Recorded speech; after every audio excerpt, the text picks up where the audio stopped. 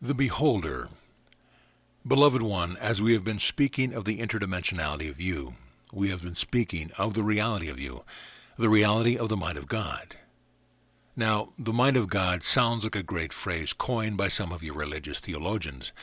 In truth, the mind of God is the infinity of isness of which we have been speaking, and you are the mind of God expressing in this point of focus as individuated energy. You call yourself by a certain name. You know certain parameters of what you say your reality is. You have certain parameters of personality with which you identify, and yet, even as individuated energy, you are much more than the speck of consciousness. You are the mind of God. In previous messages, I have been leading you gently, as my teachers and masters did, to the place of being the beholder, to the place of knowing interdimensionality. I would speak with you now in greater detail about the role of the beholder and how it allows you freedom from what you have seen this scripted reality to be. Now, in this plane of reality, which is based so much upon the belief in duality, you have made for yourself a most wonderful dichotomy. On the one hand, you identify most specifically with who you say you are, the individuated energy, and you identify most specifically and most wondrously with the experience of this lifetime and of this world. You identify quite specifically with your creations, tangible and intangible. On the other hand, you cry out to the higher self of you, or to me, or to the Father God, or to the Mother God, to release you from that very specific identification. For indeed, as you will know constriction in that specificity, you want to know holy vision, and you want to have your release from all that is binding within this reality. So on the one hand, as you will be most wondrously identified with all of your creations, revealing in the drama of the adventure of the Holy Child, at the same time within this reality that believes so much in duality, there is a part of you which knows that you are not constrained to this reality, and desires most wondrously to come up higher to know ascension out of this reality. You have agreed that you will bring your light and anchored upon this plane. You have agreed that you will play a certain role within the drama of this world, that you will walk with a cloak of forgetfulness where you will appear to be the same as the brothers and sisters, where you can speak a language that they understand. And yet you will commune with the greater self of you to know that you are not constrained to this world. The role of the beholder allows you the releasing of specific focus. It allows you to move into the extended consciousness of the greater mind. It allows you to connect once again in the place of deep, deep peace with the reality, the true reality of you. As you allow yourself the simplicity of the deep breath, you have the opportunity to be at peace in that moment. As you will continue to breathe deeply and peacefully, you will allow space for the still small voice to speak, space for the inner wisdom which comes from the greater self of you, the mind of God. As you will assume the role of beholder, you find that it is not necessary, even as the world will speak to you, that this is most necessary, to respond quickly to a brother or sister's remark. You have taught yourself, because of the belief that you had to defend yourself and your creations, that it was necessary to have a very quick answer to ward off perhaps whatever would be coming. It was not necessary to be seen as wise, all-knowing, for indeed, you did not want to be seen as slow-witted one, for the slow-witted ones often were left behind. You did not want to be left behind. Therefore, you have trained yourself to be very quick with an answer. It did not matter if you had thought it through or not, but it was important that you had an answer. Now, I am suggesting to you that it is important that you be as the wise one who allows yourself to play the role of the beholder, to breathe and to listen, and then to respond as the inner wisdom will guide you. For indeed, you have known lifetimes when you have been the teacher, the master who had various disciples and students around you, and there would be a question asked of you as the teacher, the master, because you wanted to give forth truth, because you knew it was important that you be as a catalyst for the student's own remembrance of their inner wisdom. You took your time in answering. Perhaps for a day, perhaps for a week, you would sit in silence contemplating what the answer would be. And the students, because they revered your wisdom, waited, quite different from this day and time. The students waited because sometimes the answer was not to be spoken but to be revealed. The master, which you have been, knew that it was important for the mantle of silence to descend upon the group, for ones to abide within their own being to find the answers to the question which had been asked.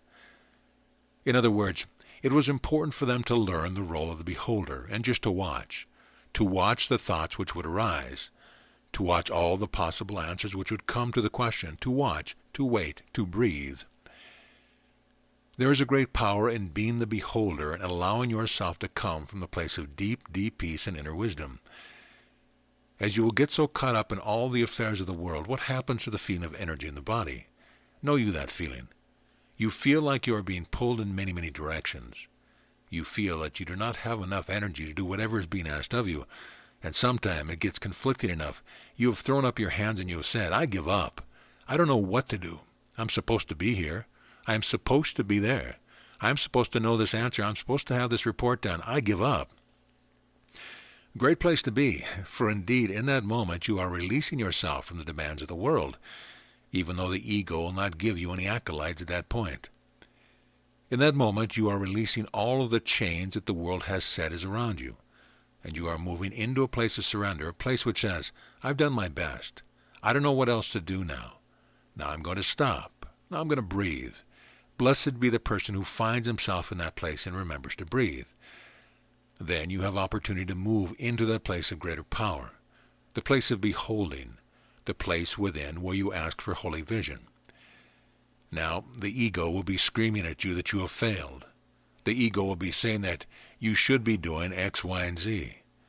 But for a moment or so, bracket the voice of the ego and say, all right, I will tend to you in a moment or so. Get thee behind me for a moment. I am going to abide and behold for a moment. I'm going to watch myself as I have been caught up in all this constriction. I'm going to watch the other ones who are also doing this dance with me. I'm going to watch. I'm going to breathe. I'm going to ask for holy vision. I will know the power of silence, the power of the beholder.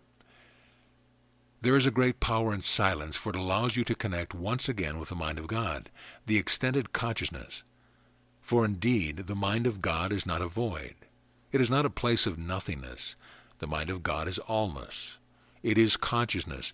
It is awareness of the infinite. It goes beyond what the mind in this reality can comprehend. The power of the beholder is in the silence. As you will assume the role of the beholder, as long as you can remember, and it is a bit of a discipline, you will find great power in just being, great power in just loving, allowing the breath, allowing the holy vision, allowing the love and understanding to flow in, to envelop you and all others who are in the most wonderful divine dance with you. Now I would invite you to take a deep breath. Feel the peace that comes with a deep breath. Take another deep breath and gently allow the eyes to soften, to turn the focus inward, to go within to the place of silence. Again, I would guide you into a place of interdimensionality, the place of the beholder. We have done this before. Feel the peace and the power of the silence, and in that space of beholding, call to the mind's eye an occurrence that happened in this day, where you were witness to something which was going on between a brother and a sister, perhaps a group of people. Just allow yourself to think about what happened, who said what did the body language look like. In the place of the beholder, allow yourself to visualize the ones engaged in this encounter. Visualize them as a ball of light. Instead of seeing the features, the appearances of the body, allow yourself to visualize them as a ball of light, radiant, dynamic light. Replay again the situation and see how the balls of light interact with each other. Which one seems more dynamic? Which one is more aggressive? Which one is more confused, constricted? And in that space of the beholder, just watching the interplay of light, allow yourself now in remembrance to balance the balls of light and see what happens. In other words, bring your healing consciousness to that event, and see each sphere of light being equal and radiant. Then take another deep breath and allow that slate to clear, and call to mind an event, a circumstance, a situation in which you were a participant, an event where you were engaged with another one in the interplay of energy. Remember the features of the ones as you were talking with them, conversing with them. How did they look? What did the face look like? What was the body posture? Then see yourself. How did your face look? What was your body posture? How did it feel? What was said? What was exchanged? Then again, using the power of the beholder, allow yourself to visualize the other one and you as spheres of light activating the bodies. But now the appearances of the bodies, the physical boundaries of the bodies dissolve into light. See yourself in this interplay as light. Feel the interaction. How does your energy interact? Is it expansive? Is it contracting? How is their energy of light? Is it expansive? Is it contractive? Is it an exchange? Is it a blending, a mellowing? Be aware of the nuance of the energy level of the spheres of light, how they dance. The light which activates the body is most dynamic and radiant. It is most alive. It expands, and sometimes it feels so expansive you could take in the whole world in your light. Other times you feel yourself to be a very small flame of the candle surrounded by much darkness. Watch the interplay with the spheres of light. Be aware of the subtlety of how the energy feels. Perhaps there has been something said to you which you do not want to hear, you do not want to believe. Perhaps something was said to you that you did want to believe. It was the most wonderful news you could have hoped for. How does that feel? Using the power of the beholder, allow yourself to balance all the spheres of light which have been within the mind's eye as you have replayed the situation. See all of the light blending, equal, dynamic, powerful, and loving. See the situation in a different light.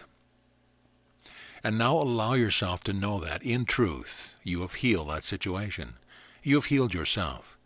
There is great power in the space of the beholder. There is great power in the space of the interdimensional you, which is not caught up in specific focus and specific reality. Whenever you want to know holy vision, allow yourself to move into that space where you've just been. Instead of seeing specific bodies, specific personalities, see spheres of light and see the interplay of light. It will release you from constriction of worry and fear and the what if. It will release you from the voice of ego that says, you should know, you should answer, you should be, you should have done, etc. All of the shoulds the ego loves to offer you. The space of the beholder allows you to connect with the true meaning of you. You have carried throughout many lifetimes much armor. You have carried it in the body. You have asked the body to be your perfect servant, to carry all the beliefs of which you have said this reality is and has to be. You come in this time, this day, with constriction, unease in the body. Some of you have allowed the unease to grow to the place of the threshold of disease. The body calls out to you and says, I hurt, I need some loving attention. It is possible to use the same technique that we just did to look at your body and or to look at another's body and see where the constriction and armoring is. Now, in truth, you have lived lifetimes as the healer. You have lived lifetimes in which, because of the sincerity of the heart, you desire to be of service to the brothers and sisters, to comfort them, to facilitate for them as an ease of living instead of disease and suffering. You did not want to have the brothers and sisters in such pain and sorrow. It is the same for you in this lifetime. Your tender heart cannot bear to see another suffer. You have known how to see, to read one's body through various techniques, to see where there is constriction. You have known to look even further than the body to see the wounds of that one soul, wounds which have been carried throughout lifetime after lifetime and remanifest lifetime after lifetime because it was thought to be reality. I invite you now again to take another deep breath, not with effort but just easy, and go to a place within, the place of sacred silence, the place of peace. Abiding in silence, bring to the mind's eye your own body as it would be in a mirror. You know what your body looks like in the mirror. Visualize the top of the head, the facial features, the throat, the shoulders, the chest area, the solar plexus, the thighs, the lower extremity, the legs, the feet, the toes. What do the toes look like? Visualize your arms, the top of your arms where they join to the shoulders, lower part of the elbow down to the wrist. Visualize your hands. What does the back of your hand look like? What does the palm of your hand look like? What do the fingers look like? Now stand behind yourself and look at the back of your head. What is the shape of your head? What is the shape of the neck? How does your back look? Your waist, the back of your legs, the back of your knees, the ankles. Now, looking at the front of the body once again, allow all of those features, the boundary of the physical body, to dissolve into a very soft light, and scan from the top of the head down over the face, the throat, the shoulders, the heart, the chest area, the solar plexus, the legs and the feet, the arms and the hands. Is there a part of the body which stands out as more rigid? Is there a part of the body which seems a bit darker than the rest? Is there a part which seems lighter than the rest? And now stand behind your body and again, seeing the light enveloping all the body, scan from the top of the head to the heels. How does the light from the crown, the light from the back of the neck, across the shoulder blades, the chest and the waist, the hips, the back of the legs down to the feet appear? How are the joints of the arms and the hands, the joints of the legs and ankles? Now, assuming the position of the power of the beholder, allow your light to shine upon all of the body, especially any areas that seem to be a bit dimmer. Be as a great flashlight. Shine your light upon all the body. Wash the body with light from the back view, and then go around to the front of the body and wash the front of the body from the crown chakra down to the toes with light. Be a cosmic flashlight. Beam your light. Wash the body in light. Claim for yourself healing in every cell of the body. And then, abiding in the place of the beholder, in the place of silence, listen.